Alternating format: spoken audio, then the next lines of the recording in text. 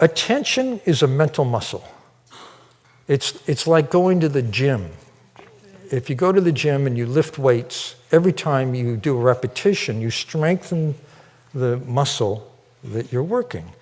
Attention can be strengthened in the same way. In fact, I think I'll show you how, if you're interested. It'll just take 2 minutes. All you have to do is sit straight up.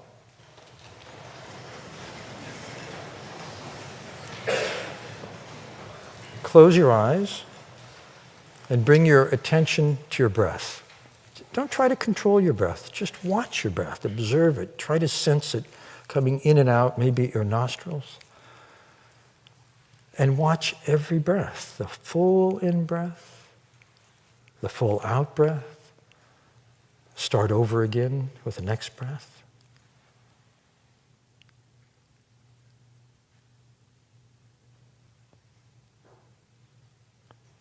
And just start again with the next breath.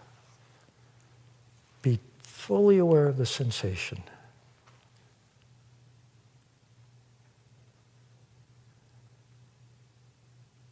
And if you find that your mind is somewhere else, bring it back again and gently restart. Now you can open your eyes.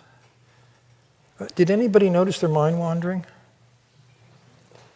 Did anybody bring it back? That's the rep.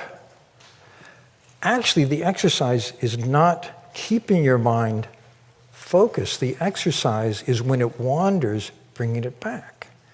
That's what strengthens the connectivity in the attentional circuitry. This is a study that was done at Emory University.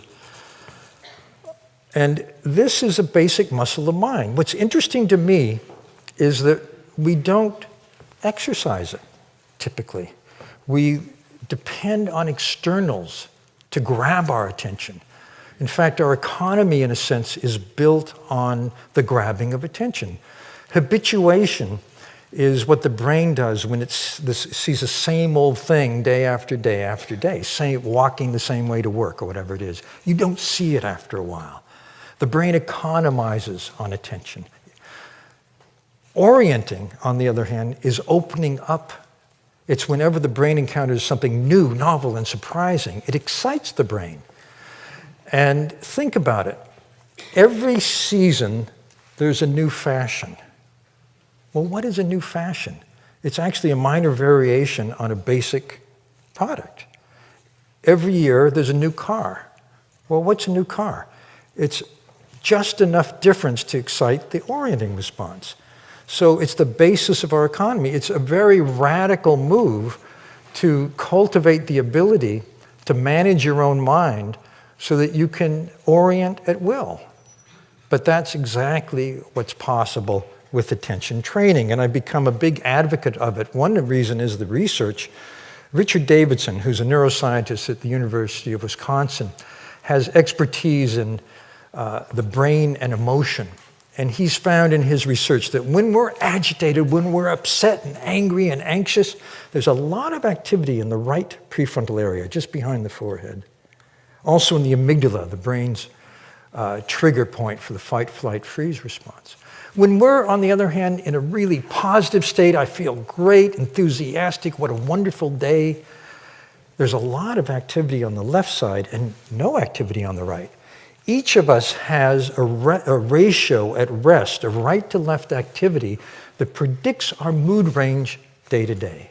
He finds there's a bell curve for this, like for IQ. Most of us are in the middle. We have bad days, we have good days. If you're very far to the right, you may be clinically depressed or clinically anxious. If you're very far to the left, you're very resilient. You bounce right back from setbacks. So Davidson paired up with a fellow named Jon Kabat-Zinn, who has made mindfulness, as he calls it, very popular, for example, in the medical sector as a way to manage chronic conditions. And also, in the States, at least in business recently, a lot of businesses are bringing it in. And it's more or less what we just did. Davidson and Kabat-Zinn went to a biotech startup, a 24/7, high-pressure environment, And they taught people how to do mindfulness, which is more or less the exercise of watching the breath. But they did it 30 minutes a day for 8 weeks. What he found was that before that, people's brains were tilted to the right. They're pretty hassled and stressed. After 8 weeks, 30 minutes a day, they were tilting back toward the left. And what's very interesting is people spontaneously started saying, hey, you know, I'm starting to enjoy my work again. I remember what I love about this job. In other words, the positive mood was really making a difference. There's one reason that businesses are bringing it in.